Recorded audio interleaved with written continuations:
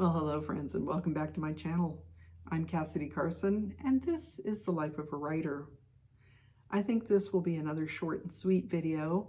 It is August 31st, 2025. As you can see, I am in my Dungeon of Doom recording studio. I'm getting ready for Spooktober 2025, and I will talk more about that at the end of September. But in the meantime, it is August 31st. We're in the Labor Day weekend. It is the traditional wrap up to the summer season, at least vacation wise. Fall starts really in about 3 weeks, but we're getting ready for the spooky season. And if you've been on my channel previously, you will see there is a Spooktober with Edgar Allan Poe playlist, which you can enjoy now. Spooktober this year will be a little different, but Edgar Allan Poe was my inspiration for starting Spooktober in the first place. So I thought that maybe this weekend I would talk about inspiration, and specifically the inspiration for the mother-daughter relationship in this book, Passion Restored. So Passion Restored is a paranormal romance set in Virginia City, Nevada. The present-day couple deals with some events relating to a spirit couple from 1875 when a great fire destroyed a lot of Virginia City, leading to some tragic consequences. But the main character of Angela Moran is a woman in her 50s who lives with her mother, Bridget. Obviously, they are Irish and of Irish ancestry, and Angela, born and raised in the United States, her mother is more Irish. So that is a parallel with myself and my own mother. I was born and raised in the U.S., whereas she was an Irish woman who came to the U.S. at 21. Unfortunately, she passed away about 13 years ago, this coming Saturday. She's been gone for well over a decade now, and I have found that since her passing, I have been coming to grips with the regrets I have about the relationship that we shared. Now, I mentioned that she came to this country as a young woman, grown woman. Her parents were still in Ireland, so there was physical distance between them, though I believe she was actually closer to her parents than she and I were, at least in my mind. And I do have regrets about that. I feel that a lot of that was based on my personal biases, growing up as an American in the American culture and feeling embarrassed by some of my mother's mannerisms and turns of phrase that, she was different than other people's parents. My dad presented much more as an American because he was also born and raised in the U.S. His parents were born and raised in the U.S. And actually, I believe his grandmother, yes, so his grandmother on his mother's side was a first-generation American who was born in Rhode Island to Portuguese and English parents. So there were more generations of Americans on that side of my family than on my mother's side of the family, where my mother, her parents, her grandparents were all born and raised in Dublin, Ireland. And I have probably 3 or 4 generations of Dublin family on that side, and had never gone to Ireland during my mother's lifetime, which I regret. I would have loved to have seen Ireland from her perspective, and that was not to be the case. She did go back a few times as an adult, but financially it was difficult to make that journey. I know one time she went back when my grandfather, her father, passed away, which unfortunately was the day after her birthday one year. I was 6 years old at the time, so I did not go. She went on her own because, again, financially it was just too difficult for her to make that trip with my dad and myself, and it was just not to be. So she was separated from her family physically, though not emotionally, whereas I feel like the separation between myself and my parents was more of an emotional separation, and I did not really understand that, I think, until my mother passed away. And I do feel a lot of regret about that. So when I was working on Passion Restored, I think that was in my subconscious. And so the character of Angela Moran, the main female character, she's involved in the romantic relationship in this book. She is a woman in her 50s. She's been single her entire life because she is taking care of her mother. She is close to her mother. She lost her father when she was younger. And so I kind of flipped my own situation because my father is still around. And I lost my mother. I wasn't incredibly young, but I was still young-ish when she passed away. So I think the reason I created the relationship with Angela and her mother was because I was exploring my own relationship with my mother. And I think writers may do that a lot subconsciously, that we take things that happen to us in our lives and maybe we're trying to make sense of them through our writing.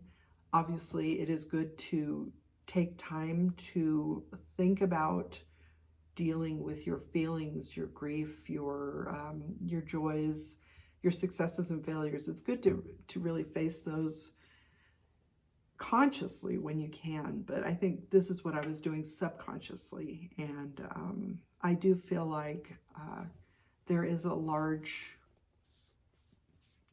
part of me trying to honor my mother by exploring the mother-daughter relationship in this book.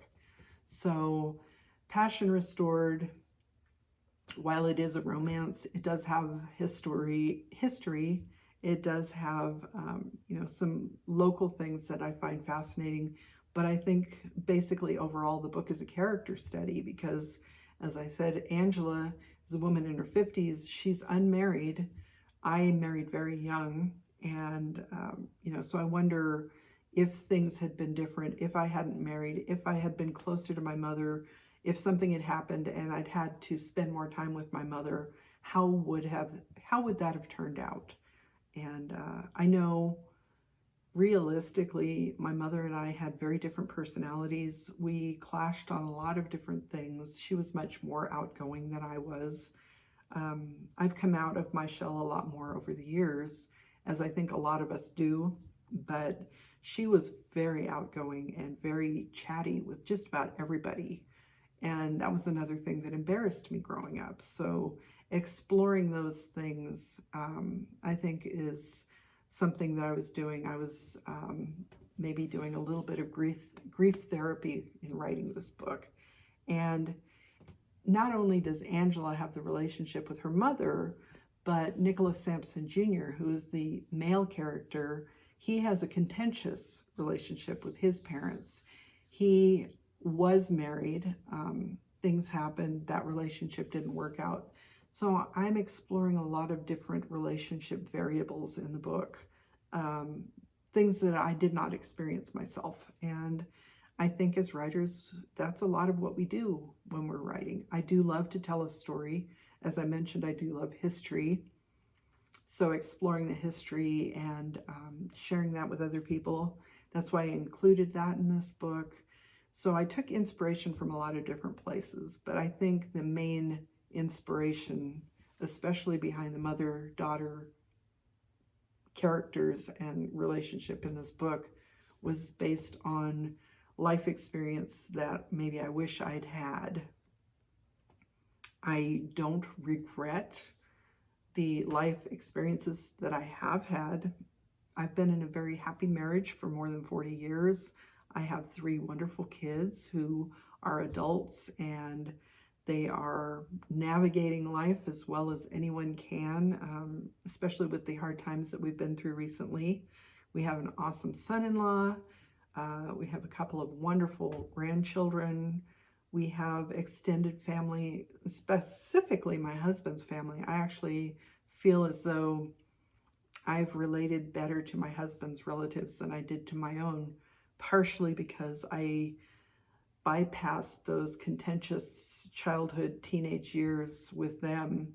I came to know them as adults, and so we related more.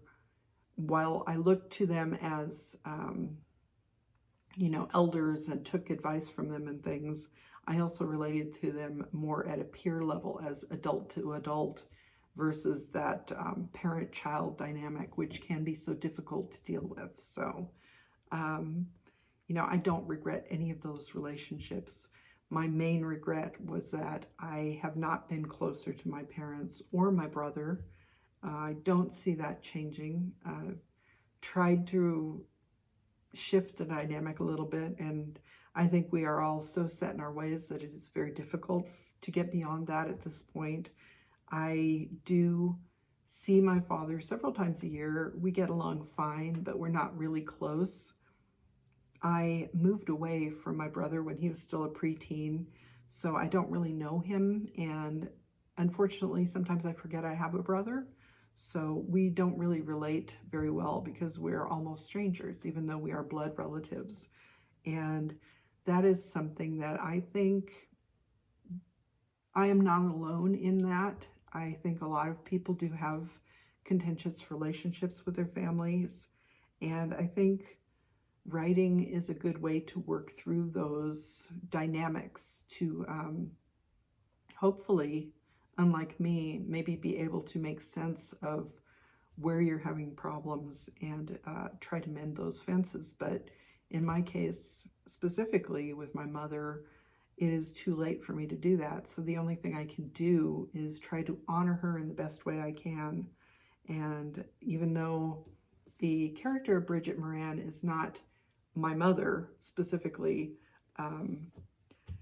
I was thinking, at least subconsciously, of my mother as I wrote that. So just wanted to talk a little bit about inspiration and the fact that inspiration can come from a lot of places. It can be little tidbits that we pick up from out of the air.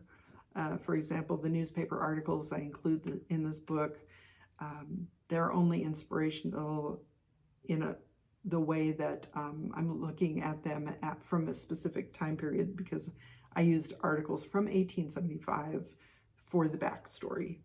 But the physical relationships, the interpersonal relationships, I guess is what I'm trying to say, the parent-child dynamics and the friends groups are things that maybe I didn't experience and I wish I had.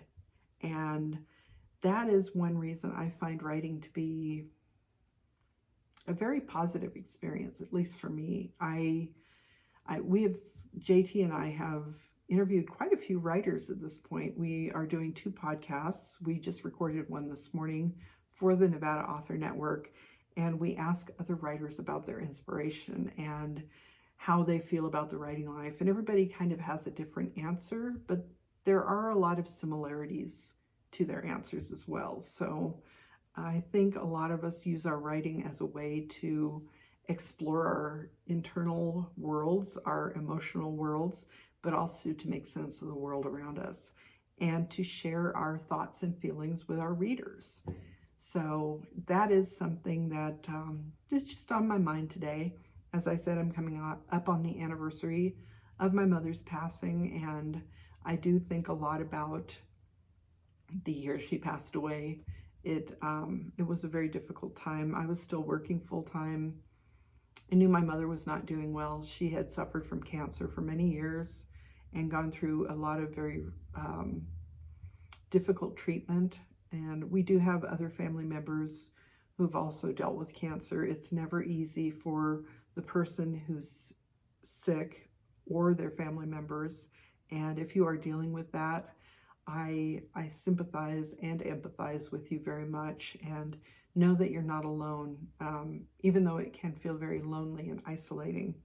But that's just been on my mind because it is coming up on the anniversary of her passing, and it was a very circle of life kind of time for me, because we did have family and friends who were giving birth to children, actually bookending my mother's passing. One child was born before she passed, and the other was born right after she passed. And Those kids are now 13 years old.